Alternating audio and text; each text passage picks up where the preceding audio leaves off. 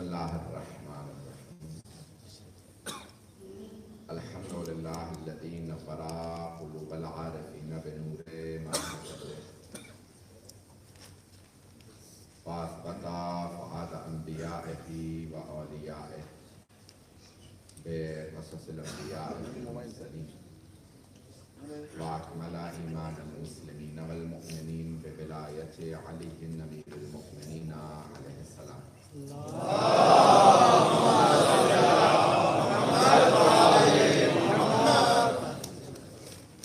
والصلاة والسلام والتحية والإكرام إلى أفضل الموجودات، العبد المؤيد والرسول المسدد المصطفى الأمجد المحمود الأحمد، أعني أبا القاسم محمد.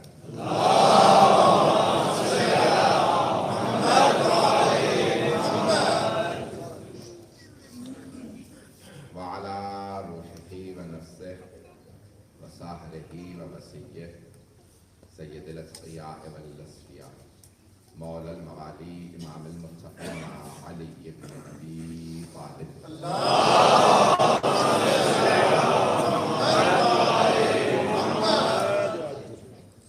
وعلى أوصيائه لا سيما بقية الله في الأرضين، روحي وأرواح العالمين على تراب مقدمه الفداء، واللعنة الدائمة على أعدائهم أجمعين من الآن إلى قيام يوم الدين. أما بعد، فقد قال الله الحكيم في كتابه الكريم: بسم الله الرحمن الرحيم. يا أيها الذين آمنوا كتب عليكم الصيام كما كتب على الذين من قبلكم لعلكم تتقون. صدق الله العلي العظيم. صلى الله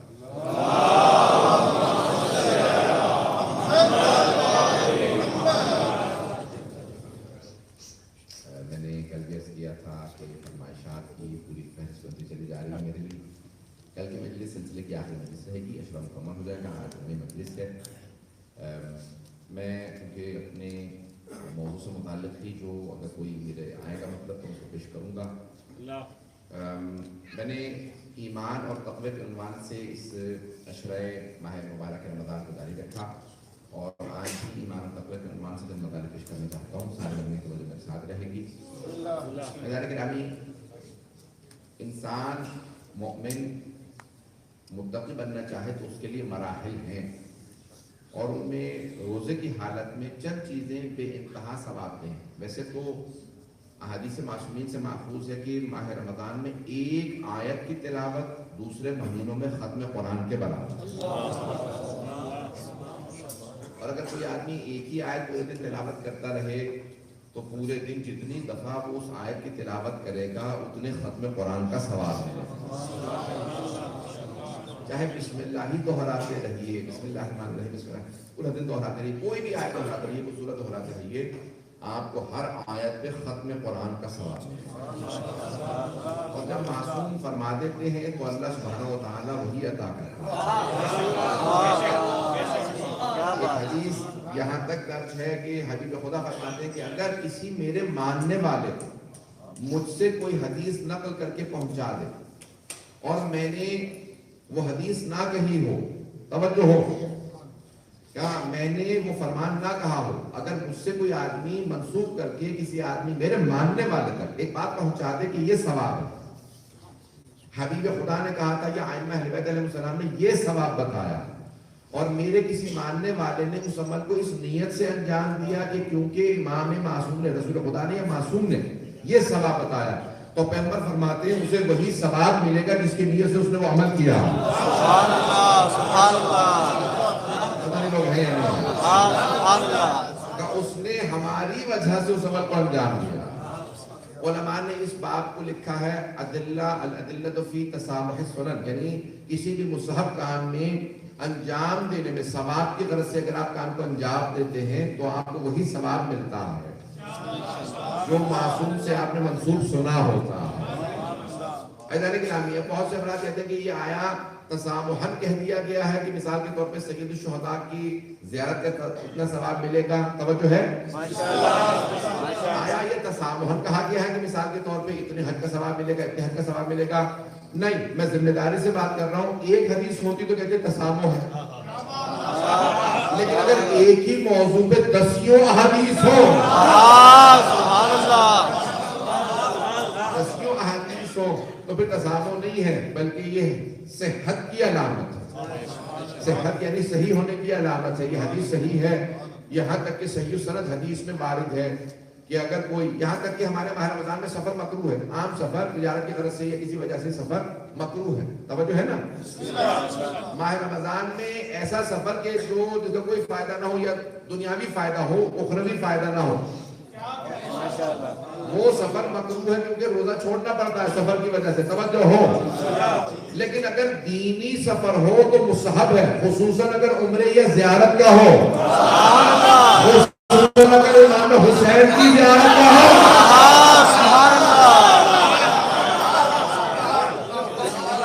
اس سفر کا ثواب اور بھی زیادہ.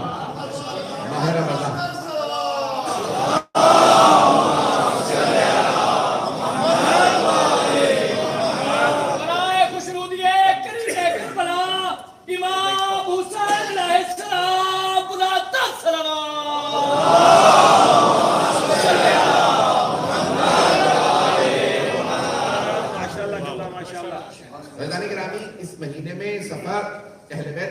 کی خاطر ہو تو مستحب ہے.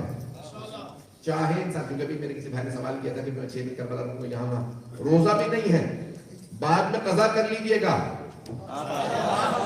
روزہ بھی نہیں رکھیں گے بعد میں، 10 دن رکے تو روزہ واجب ہو جاتا ہے، لیکن اگر 10 دن نہیں رک رہے تو روزہ بھی نہیں ہے، بعد میں قضا ہے، کفارہ نہیں ہے، لیکن اس سفر کا ثواب بھی زیادہ. یعنی عام دنوں میں جیسے میں نے بھی عرض کیا ہے کہ ایک آیت اس مہینے میں پڑھیں گے تو دوسرے مہینے میں ختم قرآن کا ثواب، تو زیارت کا ثواب بھی ویسا ہی ہے.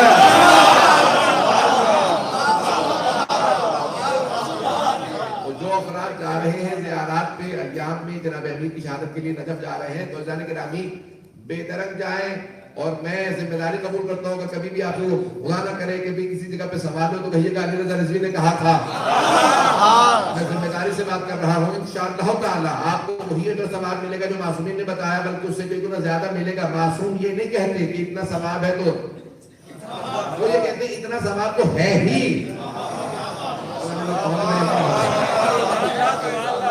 کئی افراد پریشان ہو جاتے مولانا اتنا ثواب ہے. ایک جگہ پڑھ رہا تھا میرے ساتھ، میرے دوست قریب، بہت قریبی دوست سے مولانا ہے، تو ساتھ میں تھے، تو بیٹھے تھے، وہ بہت زیادہ میں نے مولانا کیا کیفیت ہو گئی ہے. میں نے بیان کیا کہ بھئی یوم عرفہ پہ جو امام حسین کی زیارت کرے تو یہ شیخ عباس قمی نے روایت کی مفاتیح میں اور مستند کتابوں میں موجود ہے کہ اسے 500 حج،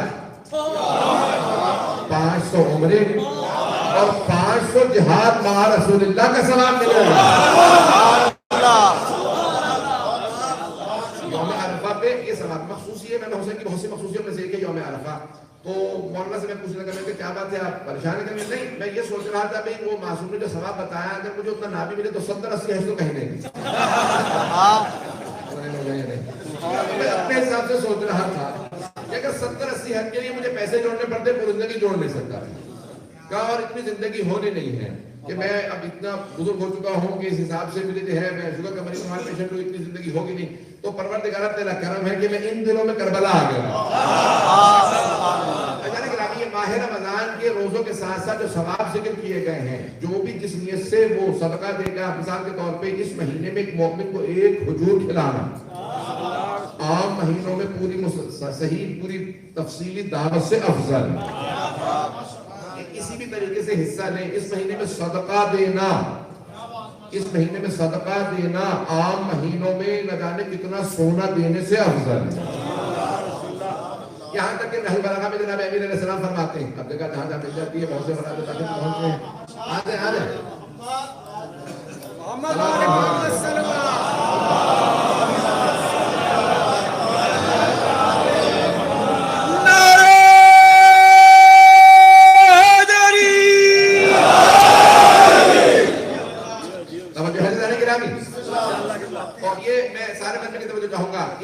صدقے سے متعلق حدیث سن لیجئے. اور روزے کی حالت کے اندر ان عبادات کا میں ثوابات پیش کرنا چاہتا ہوں کہ تقوی کی علامت یہ ہے کہ مومن زیادہ سے زیادہ ثواب حاصل کرنا چاہتا ہے.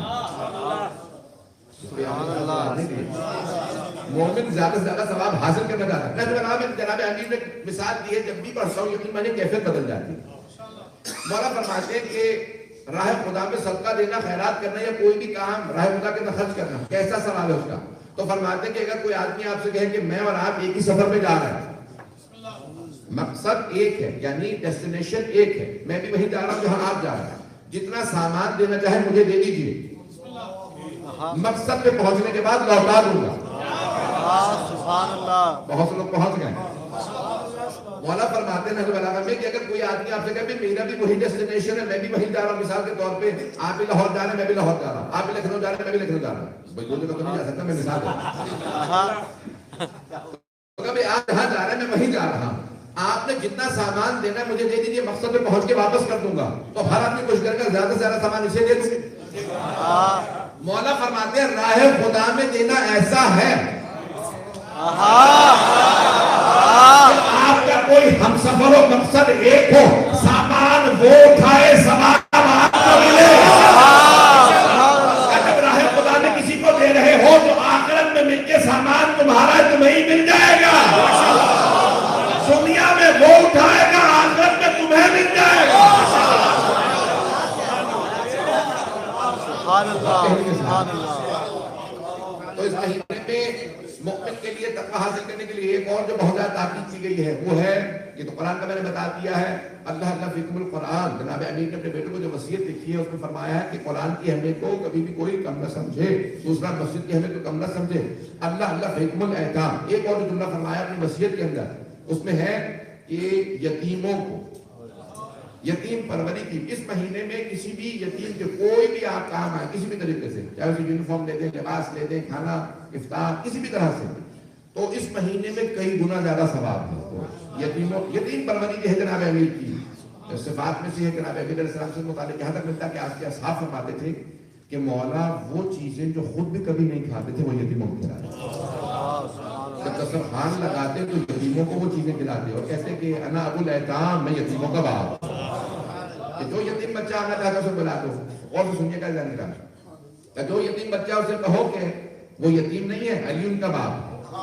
یہاں تک کہ یتیم بچے جمع ہو رہے ہیں اور بعض جگہوں پہ ایسی جملے اس قسم میں ملتے ہیں کہ یتیم بچے جب آ رہے تھے تو ایک بچہ جناب امیر کے زانوں پہ پاؤں رکھ کے کھڑا ہو گیا، بچہ تھا، تو ایک اصحاب میں سے ایک صحابی نے کہا کہ بیٹا اتر جاؤ، یہ جناب امیر علیہ السلام، تو جناب امیر نے کہا خبردار اب نہ روکنا، یہ یتیم بچہ اگر اسے گھر میں محبت ملی ہوتی تو میرے پاس محبت تلاش کرتا، بات پہنچ رہی نہیں پہنچ رہی ہے، یعنی یتیموں کی کفالت جناب امیر کا، یہاں تک کہ حدیث نبوی ہے ظاہرہ کہ جو کسی یتیم کے سر پہ ہاتھ رکھے، یتیم بچے کے، یتیم کون ہے؟ جب تک نابالغ ہے تب تک یتیم، جب بالغ ہو جاتا ہے جوان ہو جاتا ہے تو پھر وہ حالات نہیں ہے، لیکن اس کے باوجود بھی یتیم بچوں کی تعلیم میں شادی تک کے ان کے اخراجات کا حصہ لینا اس کا ثواب ہے، تو تمام غریب کے لیے لیکن یتیم کے لیے خاص طور سے ہے توجہ۔ مسائل میں تھوڑا سا ماحول بن کے میں فضائل پیش کر رہا ہوں، مجھے کی توجہ رہے میرے ساتھ، کہ اگر کوئی یتیم بچے کے سر پہ ہاتھ رکھے تو جتنے بال اس کے ہاتھوں تلے آتے ہیں اتنے گناہ اس کے معاف ہوگا۔ سبحان اللہ، سبحان اللہ۔ ایک اور جملے کو سنیے گا، یہ حدیث یہاں تک کہ اہل سنت کی کتابوں میں کی ہے، ظاہر صحیح بخاری میں بھی موجود ہے، توجہ ہو مت لگی، سارے مطلب کی توجہ ہو، توجہ ہے مت لگی۔ یتیم کی کفالت کے عنوان سے ایک اور حدیث سن لیجیے کہ اہل سنت کی کتابوں میں موجود ہے، حبیب خدا فرماتے ہیں کافل الیتیم کہاتین معی فی الجنہ، کہ حبیب خدا نے دو انگلیوں کا اشارہ کر کے کہا یتیم کی کفالت کرنے والا، ایک یتیم بچے کو پالنے والا میرے ساتھ جنت میں ایسے جائے گا جیسے دو انگلیاں ساتھ رہتی ہیں۔ توجہ ہو بننے کی، پیغمبر فرما رہے ہیں یتیم کو پالنے والا میرے ساتھ جنت میں ایسے دو انگلیاں ساتھ رہتی ہیں۔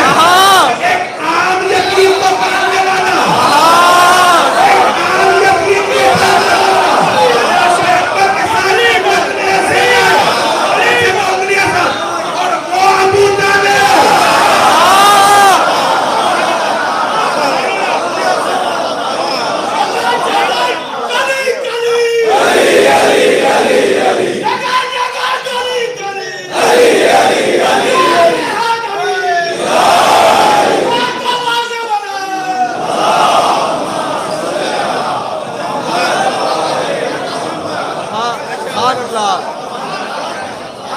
ایک عام یتیم کو پالنے والا تو پیغمبر کے ساتھ جنت میں ایسے جا رہا ہے جیسے ٹوکریاں ساتھ رہتی ہیں، اور وہ ابو طالب جنہوں نے کائنات کے سب سے عظیم یتیم محمد مصطفیٰ کو پالا ہو، سبحان اللہ، اس سے متعلق کیا تھا؟ فیضان گرامی کے تمام احکام ہیں ماہ رمضان کے، میں پیش کر رہا ہوں، تھوڑی دور رمضان بھی پیش کرنا چاہوں گا اگر سننا پسند فرمائیں تو اس ماہ رمضان میں ایک اور جملہ سن لیجیے گا، ابھی یہاں پہ میری کیفیت بنی ہے تو اس لیے میں پیش کے بغیر آگے نہیں بڑھ سکتا ہوں۔ فیضان گرامی اس مہینے کے بے انتہا ثواب ہیں، لیکن ایک رشتہ ہے جو امامت سے ہے۔ فرماتے ہیں معراج اس مہینے کی ہے شب قدر، اور شب قدر کی معراج ہے امام، یعنی آپ کا امام سے رابطہ بہت ضروری ہے، امام وقت سے رابطہ بہت ضروری ہے شب قدر کے اندر۔ فیضان گرامی اس جملے کو ظاہر نہ ہونے دیجیے گا، دو رسیاں ہیں، ایک ہے قرآن، دوسرے اہل بیت۔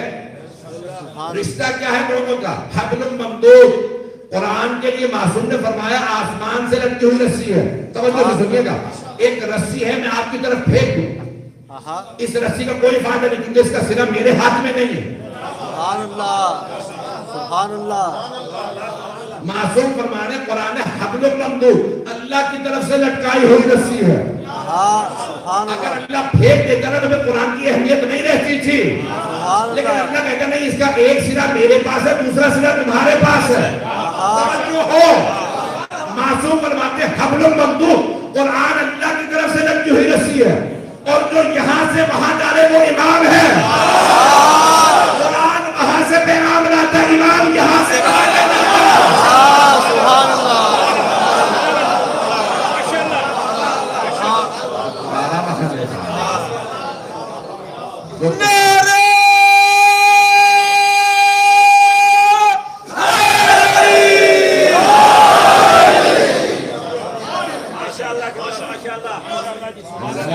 امام اسے کہتے ہیں جو یہاں سے وہاں دوبارہ لے جائے، جو اس دنیا سے خدا تک پہنچا دے اسے امام۔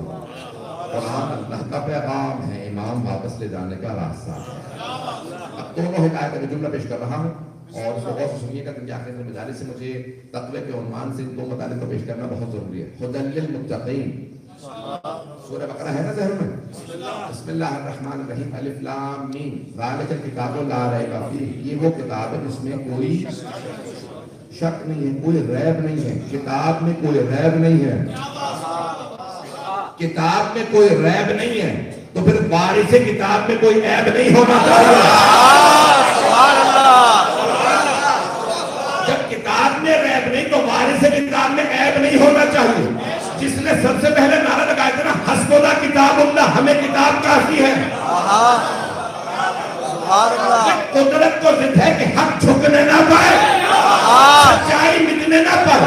جس نے نعرہ لگایا تھا نا حسبنا کتاب اللہ، اللہ کے رسول نے فرمایا انی تارک فیکم الثقلین، میں چھوڑے جا رہا ہوں، حدیث کو مکمل کر کے رہوں گا، انی تارک فیکم الثقلین، پیغمبر فرما رہے ہیں میں چھوڑے جا رہا ہوں، ایک ایک لفظ کو الگ الگ کر کے پیش کروں گا، انی تارک، میں چھوڑے جا رہا ہوں، فیکم تمہارے درمیان، الثقلین دو برابر چیزیں، کتاب اللہ و عترتی اہل بیت، اللہ کی کتاب اور اپنی عترت اپنے اہل بیت، میں چھوڑے جا رہا ہوں تمہارے درمیان۔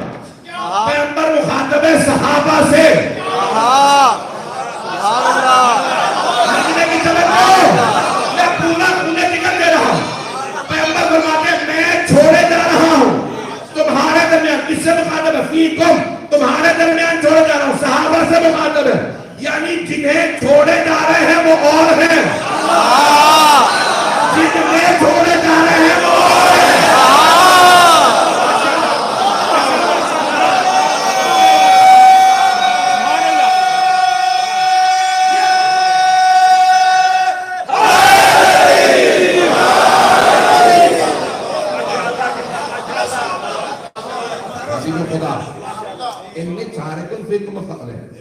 میں تمہارے درمیان چھوڑے جا رہا ہوں، دو قرار کا تو چیزیں، اللہ کی کتاب اور اپنی عترت اپنے اہل بیت۔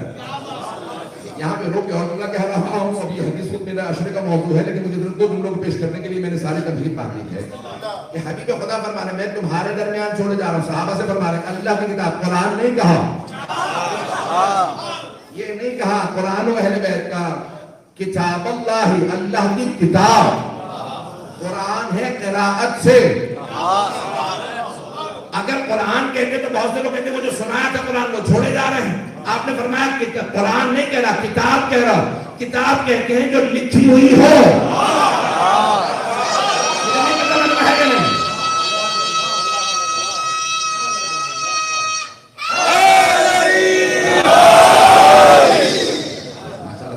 میرے ساتھ فرما رہے ہیں کتاب اللہ اہل بیتی, اللہ کی کتاب چھوڑے جا رہا. مکتوب شے کو کتاب کہا جاتا ہے, اس کا مطلب ہے لکھی ہوئی تھی. سبحان اللہ. یہ جو بار بار مختلف کتابوں میں آیا ہے, یہ اور بہت سی کتابوں میں ایسے سکھایا تھا کہ جو قریب والے تو سن چکے. یہ جو کہا ہے نا مختلف کتابوں کے اندر پہلے نے جمع کیا قرآن, دوسرے نے جمع کیا, تیسرے نے, یہ تضاد بتا رہا انہوں نے جمع نہیں کیا.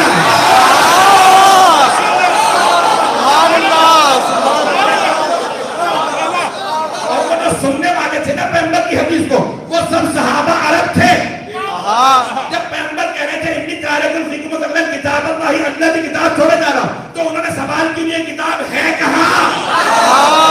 وہ سب جانتے تھے لکھنی ہے.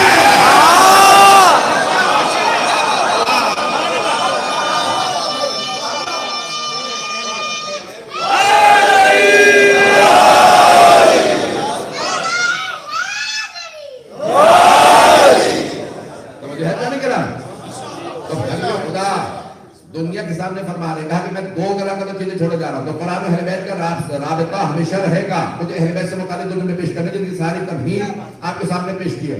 تو پیغمبر نے فرمایا وَإِتْرَتِي اہل بیت, صرف اہل بیت نہیں کہا, وَإِتْرَتِي اہل بیت. تو میں ڈکشنری اٹھا کے دیکھ رہا تھا کہ لغت والوں نے اطرت کے کیا معنی لکھے ہیں. سبحان اللہ. پیغمبر نے صرف اہل بیت نہیں کہا, اہل بیت میں تو بہت سے لوگ آ جاتے ہیں کہ اطرتی اہل بیت. تو لغت والوں نے لکھا ہے کہ اطرت کے معنی یہ ہے اخصو اقربائے, اخصو اقربائے, اقربا میں جو سب سے خاص ہو. سبحان اللہ. جو سب سے خاص ہو وہ اطرت کہلاتے ہیں. پیغمبر نے کہا یہ نہ دیکھنا اس نے رشتہ جوڑ دیا ہے. جو رشتہ جوڑے وہ اہل بیت میں نہیں, جو خاص ہو. سبحان اللہ. ایسے نہیں آگے بڑھوں گا, جملہ میرا ضائع ہو گیا. بہت سے لوگ پہنچ گئے, بہت سے پھر بھی خاموش. تو پیغمبر نے کہا جو میرے خاص ہو. اب میں جملہ پیش کرنا تو بڑی محنت ہے اس میں, میں پیش نہیں کرنا چاہتا لیکن پیش کے بغیر آگے نہیں بڑھ سکوں گا. عزیزان گرامی, سرور کائنات نے کالے رنگ کی چادر اڑائی. حدیث کتاب ذہنوں میں آ گئی ہوگی. تو حدیث کتاب کے اندر میں نے کالے رنگ کی چادر اڑائی اور کہا اللہم انا ہؤلاء اہل بیت. سبحان اللہ. یہ ہے میرے اہل بیت, خاصتی و حامتی. سبحان اللہ. میں کی ضرورت تو نہیں ہے. میں اکثر سوچا کرتا تھا یہ کالے رنگ کی چادر کیوں اڑائی. پیغمبر نے کالے ہی رنگ کی چادر کیوں اڑائی. سرخ رنگ کی چادر اڑا دیتے, ہرے رنگ کی چادر اڑا دیتے, زرد رنگ کی چادر اڑا دیتے. بھائی جتنے رنگ تھے سفید رنگ کی چادر اڑا دیتے, نہیں سیاہ رنگ کی چادر کیوں اڑائی. تو میری نگاہوں میں خانہ کعبہ آ گیا.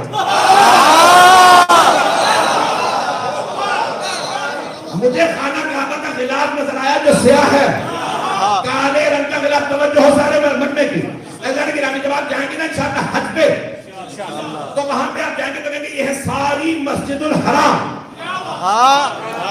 حرمت والی مسجد, احترام والی مسجد, ساری مسجد ہے مسجد الحرام. تو اللہ نے کہا میں فرق بتا دوں, اس چیز میں فرق بتا دوں کہ ساری مسجد الحرام اللہ کا حرم ہے. تو اللہ نے کہا میں حرم میں اور بیت میں فرق بتا دوں.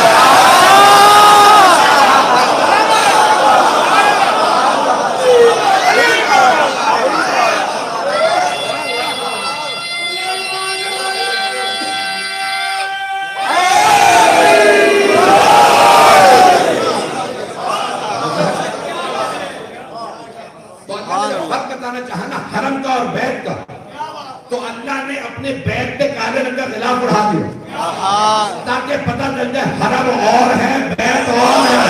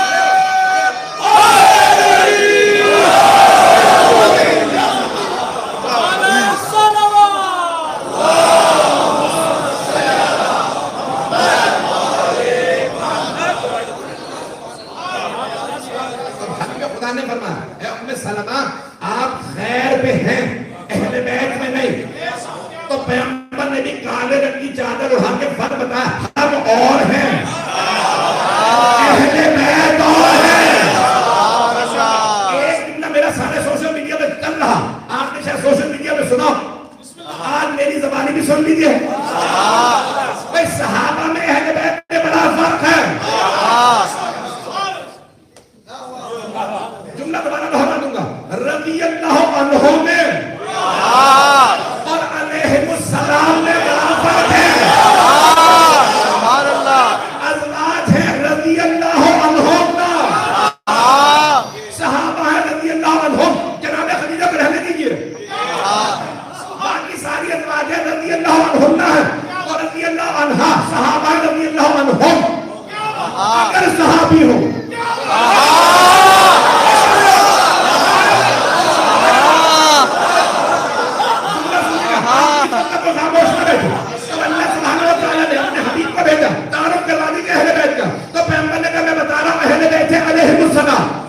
باقی ہے رضی اللہ عنہم، رضی اللہ عنہم میں اور علیہ السلام میں بڑا فرق ہے۔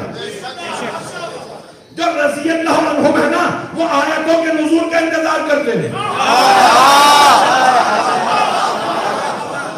انتظار میں رہتے ہیں، آیت آئے تو ہم کام کریں، آیت آگئی اقیموا الصلاۃ، نماز قائم کرو، انہوں نے نماز پڑھی، وآتوا الزکاۃ، زکات دو، انہوں نے زکات دی، وَلِلَّهِ عَلَى النَّاسِ حِجُّ الْبَيْتِ مَنِ اسْتَطَاعَ إِلَيْهِ سَبِيلًا، اور اللہ کے گھر کا حج واجب ہے ان پہ جن میں استطاعت ہو۔ آیت آئی وہ حج پہ چلے گئے، آیت آئی انہوں نے خمس دیا، آیت آئی انہوں نے زکات کی، آیت آئی انہوں نے جہاد کیا، آیت آئی انہوں نے ہجرت کی۔ رضی اللہ عنہم آیتوں کے انتظار میں رہتے ہیں، آیتیں آئیں ہم عمل کریں، لیکن آیتیں علیہ السلام کے انتظار میں رہتی ہیں۔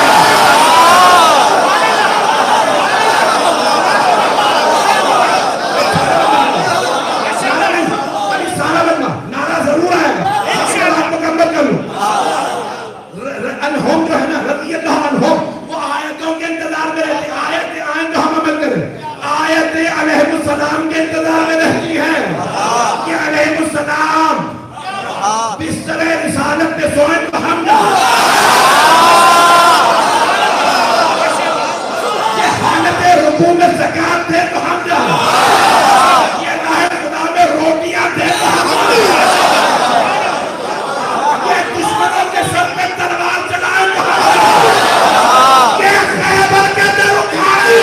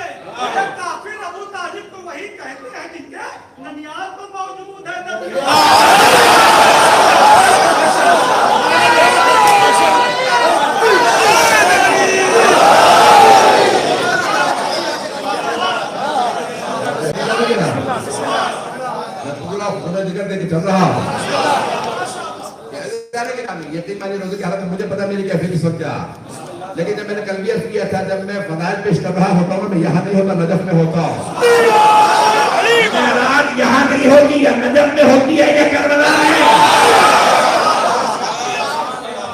چلتے رہیں گے کچھ دیر اور میرے ساتھ۔ جناب امین علیہ السلام بہت سے فرماتے، بہت سے فرمائشات کی تھی، میں وقت نہیں ہے، صرف ایک مثال دوں گا جنگ کی۔ جناب امین کی جب میں جنگ پڑھتا ہوں تو خدا کی قسم مجھے محسوس ہوتا ہے میں زمین پہ نہیں ہوں، تو ایک مرتبہ کیفیت کاری ہوتی ہے۔ آج ساری دنیا کے اندر جنگیں ہو رہی ہیں اور لوگ ہمیں للکار رہے ہیں، انہیں سمجھ نہیں آ رہا ہم حیدر کرار کے نام میں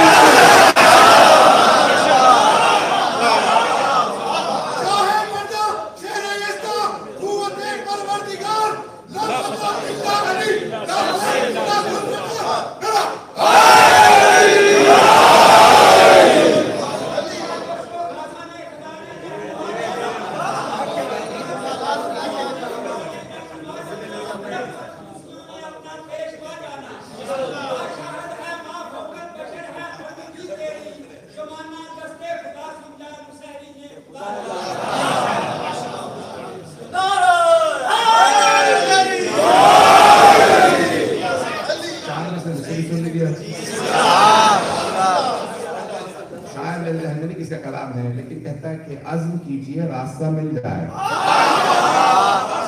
عزم کہتے ہیں پختہ ارادے. وہ کہتا ہے عزم کیجئے راستہ مل جائے، سلسلے سے سلسلہ مل جائے، مرتضیٰ سے مصطفیٰ تک آئیے. مصطفیٰ سے نہیں، وہ کہتا ہے مرتضیٰ سے مصطفیٰ تک آئیے، 2 قدم چلیے خدا مل جائے.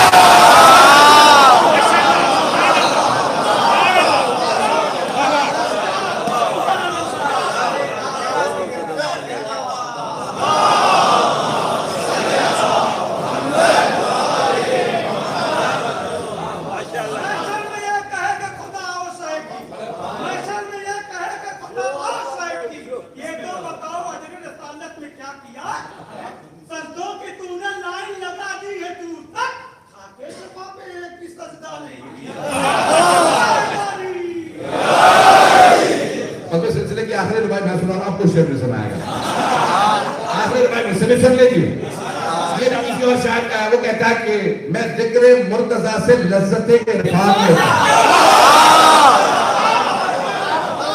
میں ذکر مرتضیٰ سے لذت عرفان لیتا، دلوں کی کیفیت بھی ایک پل میں جان لیتا.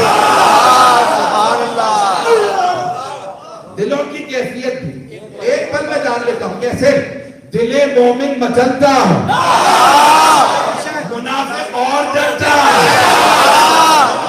دل مومن مچلتا ہے، منافق اور ڈرتا ہے. علی کے نام سے کھوجا کھڑا پہچان لیتا.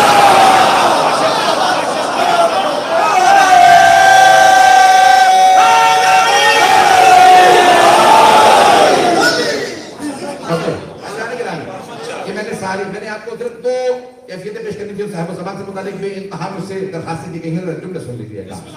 اب آپ نے جو ماحول بنایا صرف 2 جملے سن لیجیے کہ میں جنگ جناب امیر سے متعلق اگر ایک جملہ کہہ جاؤں کہ آج سارے کے ساری فوجیں جمع ہو رہی ہیں داعش کے نام سے، وہ جن کے ماننے والے ہیں نام لیے بغیر،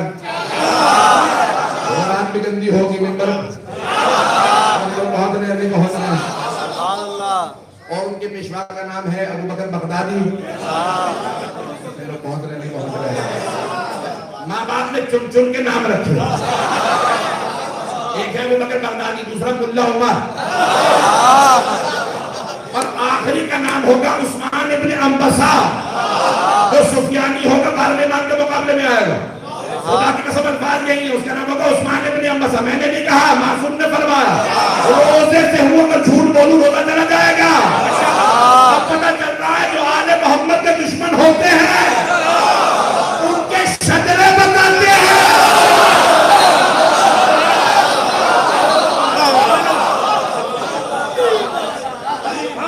میرے ساتھ ایک مرتبہ روایت کے الفاظ یہی ہے. جناب امیر علیہ السلام نے جب کہا نا کہ بھی شام والوں سے تو تیار ہو جا. آج میں ایک روایت پڑھ رہا تھا، الاختصار شیخ مفید کی کتاب ہے. میرے اللہ کے نام سے مولا کا چاہنے والا صحابی ہے، کہ میرا خط پہنچا دے. شام والے کا خط آیا ہے، ذرا اسے جواب دے دے. بہت تیزی سے گزروں گا، تفصیل کا وقت نہیں ہے. تو کہا کہ میرا خط پہنچا دے. اس کا خط آیا تھا تو اس نے ایک مرتبہ جناب امیر کو دھمکی آمیز خط لکھا تھا کہ یعنی جتنے ستارے ہیں نا اتنی بڑی فوج لے کے آ رہا ہوں، اتنی بڑی فوج لا رہا ہوں جتنے ستارے ہیں آسمان پہ. یعنی اس نے اپنا دعویٰ کیا اتنی بڑی فوج لاؤں گا جتنے آسمان پہ ستارے.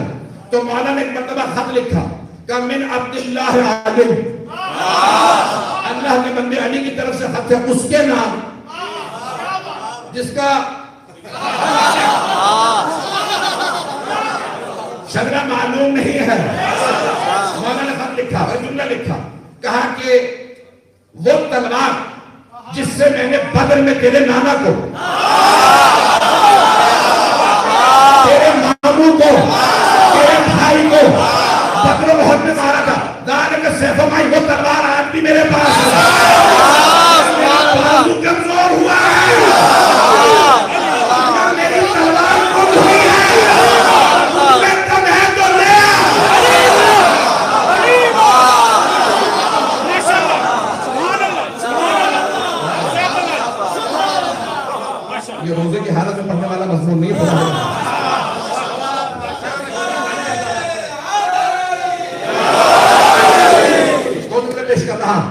کہا کہ کون میرا خط لے کے جائے گا؟ جناب ترماہ نے کہا کہ میں لے کے جاؤں گا۔ مولا نے کہا کہ ترماہ یاد رکھنا کہ خط کے مضمون کو جو میں نے لکھا بڑا سخت ہے، بہت دلیل شجاع آدمی کی ضرورت ہے جس کی زبان لائق ہو۔ اے ترماہ جب جاؤ گے نا تو اس طرح سے جا کے میرے خط کو سنانا جیسا حق ہے۔ مرحبا، آپ نے میرے پہ بھروسہ کیا، خط کو ویسا سناؤں گا۔ چلے جناب ترماہ، اب جب چلے نہ پہنچے وہاں پہ تو ایک مرتبہ وہاں پہ عمر ابن عاص موجود تھا، شبر بن جوشن تھا، یزید تھا، اس کا بھی باپ تھا، بہت سے اور افراد موجود تھے، سارے دشمنان اہل سب کے سب موجود تھے۔ تو ایک مرتبہ کہا کہ بھی بتاؤ خط لے کے آئے ہو کہاں سے؟ کہ میں کوفے سے آیا ہوں۔ تو انہوں نے دیکھا گرد آلود پورا لباس ہے، جو گھوڑے پہ بیچارے پہنچے یا اونٹ پہ گئے تھے، پورا جسم گرد آلود تھا۔ تو کہا کہ تم آرابی بدبو عرب لگتے ہو، کہاں سے آئے ہو؟ آسمان کی مجھے خبر ہے، زمین کا پتہ ہے؟ کہ ہاں میں آسمان پہ جانتا ہوں کون ہے، آسمان پہ جبرائیل ہے، ہوا میں ملک الموت ہے، اور قضا میرے مولا کے ہاتھ ہے۔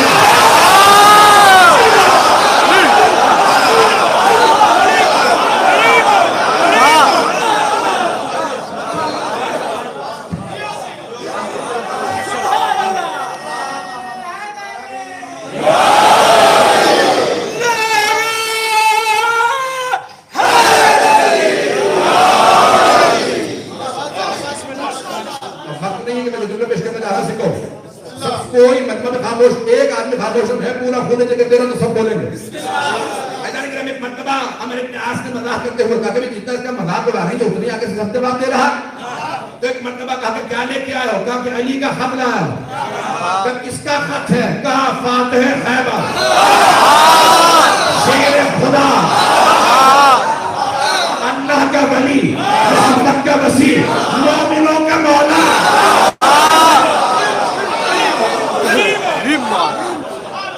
خط کس کے نام ہے؟ تو کہا اس کے نام ہے جس کا اگلا پچھلا کچھ پتا ہے، جس کا نہ شکلہ پتا ہے، حسب نسب نہیں پتا، منافقت کے اندر ڈوبا ہوا۔ کہا وہ خط نہیں لے گا، اس کے بیٹے کو دے دے۔ کہ جب میں شیطان کو نہیں مانتا تو شیطان کے بیٹے کو۔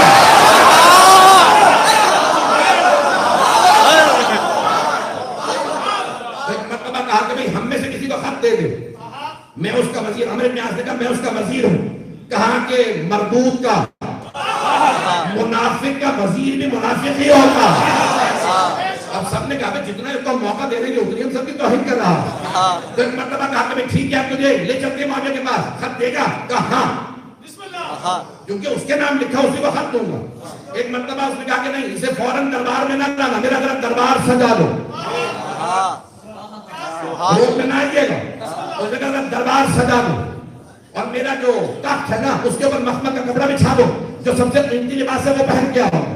اس نے سب سے قیمتی لباس پہنا، کہ میرے سامنے درہم و دینار کے انبار لگا دو، دیکھتا ہوں قیمت کتنی ہے اس کی۔ تو ہمارے پیار سے پوچھا گا کہ تو اپنے فوراً درہم و دیناروں کا منہ کھول دے، 1,00,000 میرے درہم خود بخود پگھل جائے گا۔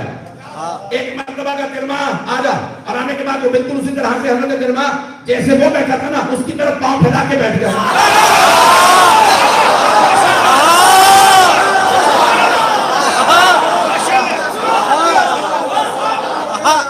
ایک آدمی نے کہا مجھے دربار کے آداب نہیں آتے؟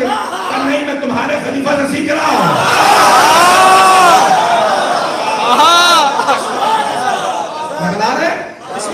چلیں گے نا، بات مکمل کر دو۔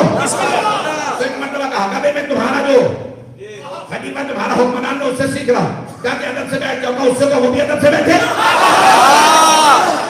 تو اس نے ایک مرتبہ کہا یہ 1,00,000 درہم چلے نہیں، کہا تیرے نہیں ہے، نہ تیرے پاس کچھ نہ تیرے باپ کے پاس، یہ سارا بیت المال کا ہے، جو تو دے گا مجھے خرید نہیں سکتا۔ جو کچھ دے گا میں بکنے والا نہیں، جو کچھ بھی دے گا یہ تیرا نہیں ہے۔ ایک مرتبہ کہا کہ خط اس کے ہاتھ میں دے دے، یہ مجھے سنا دے گا۔ کہنے خط صرف تجھے دوں گا کیونکہ مولا نے یہی کہا تھا۔ کہا کہ پھر آگے بڑھ دے دے گا؟ نہیں، تو چھپ کے علی کا خط لے۔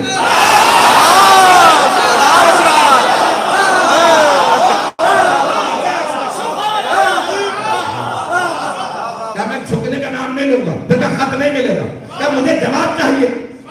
کہا جواب تو خط میں ہے، تو جھک کے ایک مرتبہ ہاتھ بڑھا، میں تجھے علی کا خط دے دوں. کہا مجھے اتنا ناز کیوں کہ اپنے پہ نہیں مولا پہ ہے.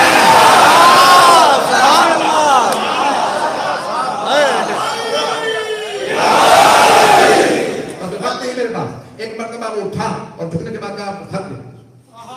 انہوں نے فوراً خط ہاتھ میں رکھا. جب جناب ترماہ نے جب جیسے رکھا نا خط، اس نے کھولا پڑھنا. کہا پڑھنے کے بعد اتنا سخت خط ہے. کہا آپ نے فوراً کاتب سے کہا لکھ، میں تجھے جواب لکھواتا ہوں. کہا کہ اے علی میں اتنی بڑی فوج لے کے آؤں گا کہ پھر آپ مقابلہ نہیں کر پائیں گے. اور اس طرح کے جملے سب جملے لکھنے لگا. کہا یہ خط اس کو دے دے. تو ایک مرتبہ اٹھا، اس نے کاتب نے حضرت ترماہ کو خط دیا، انہوں نے اٹھا کے پھاڑ دیا. خط علی کے نام پر انہوں نے خط کیوں پھاڑ دیا؟ کا جواب میں تجھے یہی دے دیتا.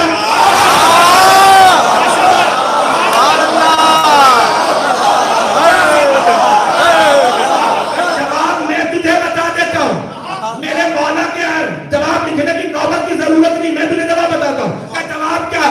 کہ تو جو ستاروں کی فوج میں جا رہا ہے نا، میرا مولا سورج ہے.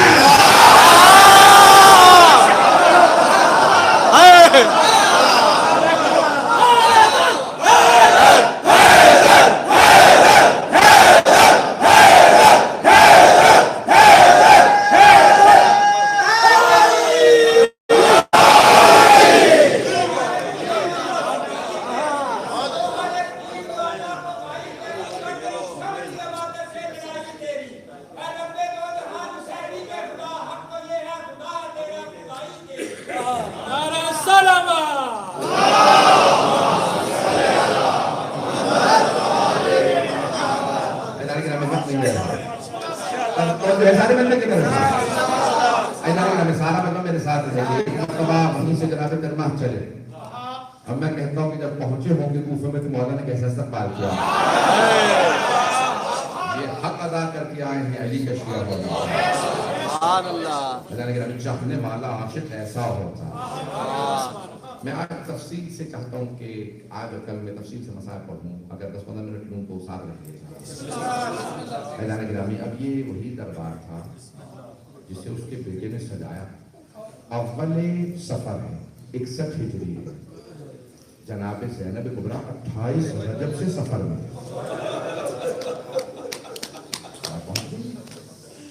بی بی 28 رجب.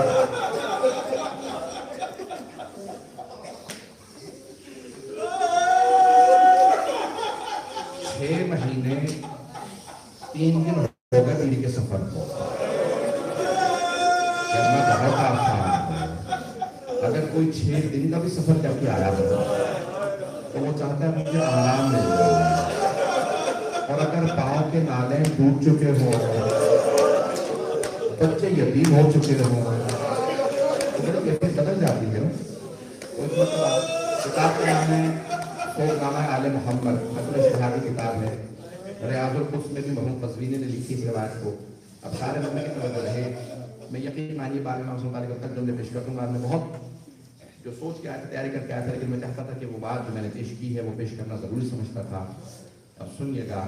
کوئی بھی مجمع اس وقت میں جانتا ہوں کہ روزہ بالکل اختتام سے ہوتا ہے تو اس وقت طاقت نہیں ہوتی روزے کی، لیکن آپ کو روزہ کھولتے ہی پانی مل جاتا ہے. بھوک پیاس بڑی بڑی ہوتی ہے.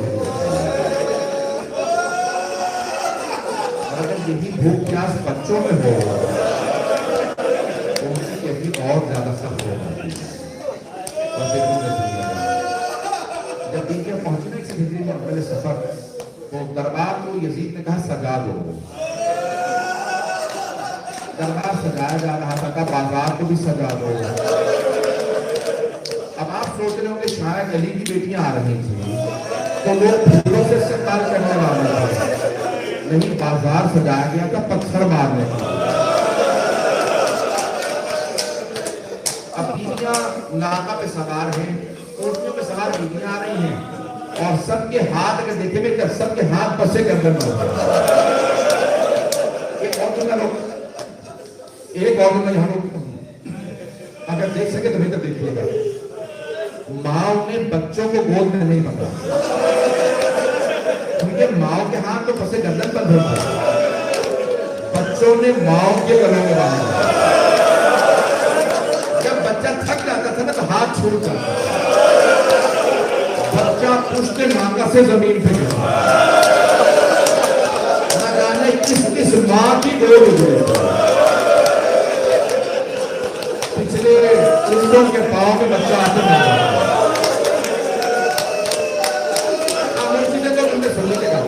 سب ضرور کیا کریں، دو جملے خاموشی سے کر سکتے ہیں، میرا آپ سے بات ہر آنکھ ضرور ہوئے۔ جیسی بیویاں پہنچی نا دربار یزید میں، وقت نہیں ہے، ایک اور جملہ سننے جیسے میں نے پیش کرا۔ یزید کی بیوی ہے ہند اہل بیت کی ماننے والی۔ اب وقت نہیں کہ تفصیل میں جا سکوں کہ کیسے بتاؤں معاویہ کیسے اپنے بیٹے کے ساتھ بیاہ کے لے گیا، لیکن اہل بیت کو ماننے والی تھی۔ اور جب یہ پہنچ گئی نا تو شہر میں جا کے نیاز دلاتی رہتی تھی، جانتے کس کی؟ اپنے مولا کی سلام کی۔ محبت کی علامت ہے نا، مولا تو ہماری دعاؤں کی ضرورت نہیں ہے، یہ آپ امام زمانہ کا صدقہ بار بار نکالتے ہیں اپنی محبت کے اظہار کے لیے، یہ بار بار نظر نیاز دلاتے ہیں اپنی محبت کے اظہار کے لیے، انہیں ضرورت نہیں ہے، ہماری محبت کا اظہار ہے، اس کا ثواب آپ ہی کو ملتا ہے۔ وہ بار بار نظر دلاتی، پروردگار میرے مولا حسین سلامت ہو۔ ایک مرتبہ کسی نے ہند سے کہا ہے تیرے شوہر یزید کو باغیوں پہ فتح ہوئی، یہ نہیں بتایا وہ کون ہے، کہا عراق میں کچھ لوگوں نے کربلا میں تیرے شوہر یزید کے خلاف قیام کیا تھا، سب کو مار دیا گیا، آج باغیوں کی بہنیں آنے والی۔ ہند نے کہا کہ اچھا باغیوں کی بہنیں آ رہی ہیں، میں بھی باغیوں کا تماشا دیکھنا چاہوں۔ تو ایک مرتبہ کہا تھا مجھے برقع سلوا دو، یزید کا دربار میں بغیر برقعے کرنے جاؤ۔ بھائی ایک مرتبہ برقع سلوایا اور ایک جملہ تھا کہ نقاب باریک رکھنا تاکہ میں دیکھ سکوں کہ کون کون آ رہی ہے۔ اس نے باریک نقاب سلوایا، کہا میرے لیے تخت لگا دینا، میں زمین پہ کھڑے نہیں ہونا چاہتی ہوں کیونکہ دربار یزید کا ہے، جانتی تھی شوہر کیسا ہے، کہا میرے لیے تخت لگا دینا۔ تخت پہ کھڑی تھی، دربار اگر آپ جائیں گے شام زیارات پہ تو دربار یزید مسجد نبوی میں بہت بڑا دربار، بہت جیسے ہی بیویاں داخل ہونا دور سے جناب زینب نے دیکھا، بیوی نے پہچان لیا سامنے ہے اور جناب ام کلثوم سے کہا، ام کلثوم سامنے پہچانا کون ہے؟ جناب ام کلثوم نے یہی جملہ کہا ہوگا نا، بیوی جب سے عباس کی شہادت ہوئی میری دور کی بینائی کمزور ہو گئی۔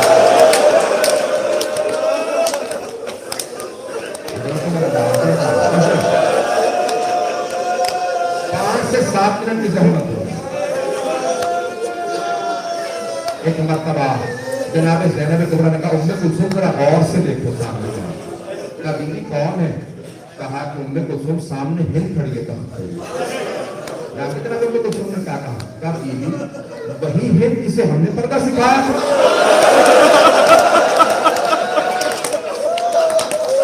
جناب زینب نے کہا وہی جسے ہم نے پردہ سکھایا۔ اب جناب ام کلثوم رونے لگا، کہا بیوی جسے ہم نے پردہ سکھایا تھا وہ پردے میں ہے، لیکن ہماری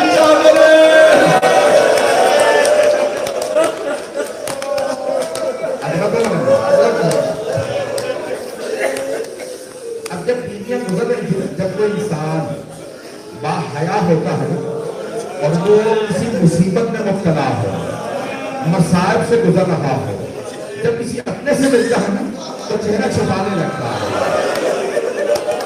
جب بیوی آئی نا دربار کے اندر تو سب بیوی نے سر جھکا لیے، کہیں ہند کا سامنا نہ ہو جائے، سر جھکا رکھے تھے۔ ہند نے جناب زینب کو روک کے تخت پہ کھڑے کھڑے سوال کیا، میں کہیے بلا دے آپ سب لوگ کون سے شہر کے رہنے والے ہیں؟ آپ لوگ کون سے شہر کے رہنے والے ہیں؟ جناب زینب نے سر نہیں اٹھایا، سر جھکائے جھکائے کہا نحن من بلاد المدینہ، ہم مدینہ شہر کے رہنے والے ہیں۔ ہاتھ ہو کے ہم نے دیکھے جیسے ہی مدینہ کا نام سنا نا پھر تب سے ادھر کے زمین پہ آ رہا۔ اب جناب زینب نے پوچھا کیا بات ہے، تب سے کیوں اتری ہو؟ کہا بیوی مدینے والوں احترام ہے، بیوی میں مدینے والوں کا بڑا احترام کرتی ہے۔ میرے بھائی برداشت نہیں کرتا۔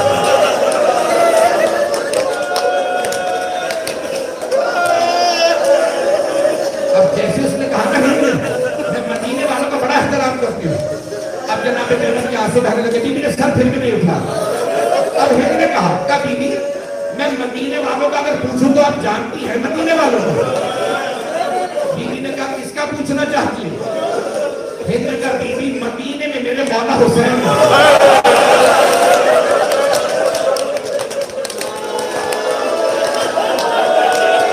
جیسے ہند نے کہا نا مدینے میں میرے مولا حسین ہے، اب جناب زینب کے آنسو اور میں نظر آ رہے ہیں۔ بیوی نے کوئی جواب نہیں دیا۔ ایک مرتبہ کا اور کس کا پوچھنا چاہتی ہے؟ کہ بیوی میرے مولا کا ایک بیٹا نام علی اکبر اور شکل پیغمبر بہت خوبصورت ہے۔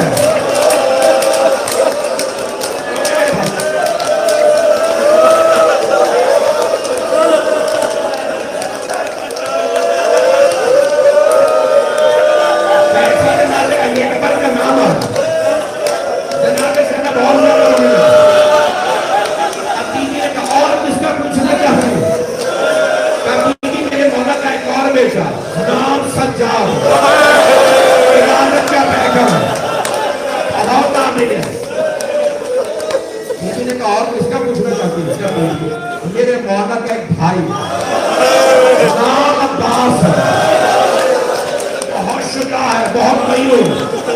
اب جناب زینب سے رہا نہیں کہ بیٹا دیکھے گا، میں نے تمام کر دی۔ جناب زینب سے رہا دے گیا۔ ایک مرتبہ کا ہند اپنے مولا کی بہنوں کا بھی نیچے گیا۔ ایسے ہی ہند نے سمجھا کہ جناب زینب نے کہا مولا کی بہنوں کا نہیں پوچھے گی۔ پھر غصے میں آ گیا، کیا بیوی خبردار میرے مولا کی بہنوں کا نام نہ لینا، وہ علی کی بیٹیاں، یہ شرابی کا دربار ہے۔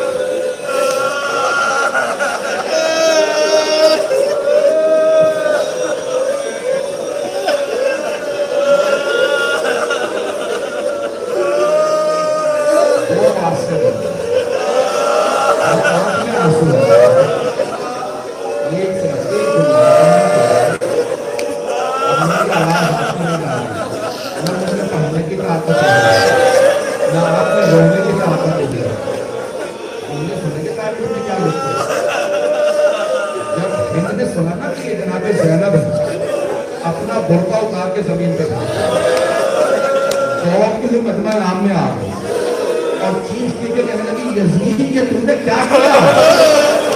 یہ علی و مطلوب کی بیٹیاں تو دربار میں لے آئے۔ مورخین نے لکھا یزید اپنے تخت سے اٹھا، اپنی ابا اتارا، ہند کے سر پہ رکھا اور کہنے لگا ہند دیکھ کے نہیں نہ محرموں کا مجمع مجمع نام میں بغیر بولنے کے آگے ہند نے ابا اتار کے زمین پہ پھر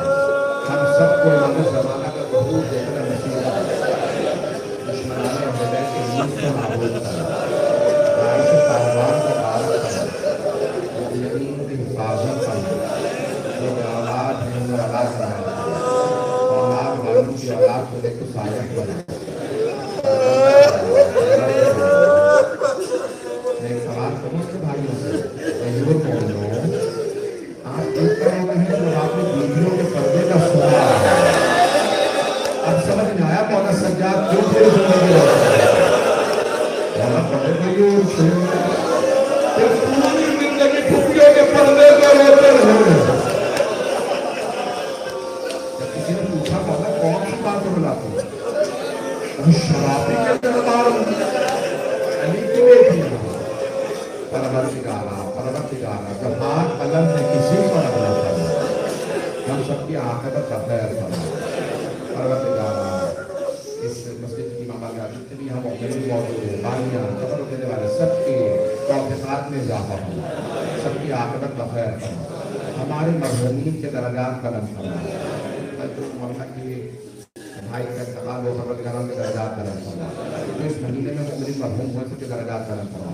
ہمارے شہداء کی درجات بلند سے بلند کر فرمانا. ہمارے شہداء حضور و شان اور ذات کے لوگوں کی حفاظت کرتے ہوئے مارے گئے ہیں انہیں شہداء کربلا کے ساتھ محشور فرمانا.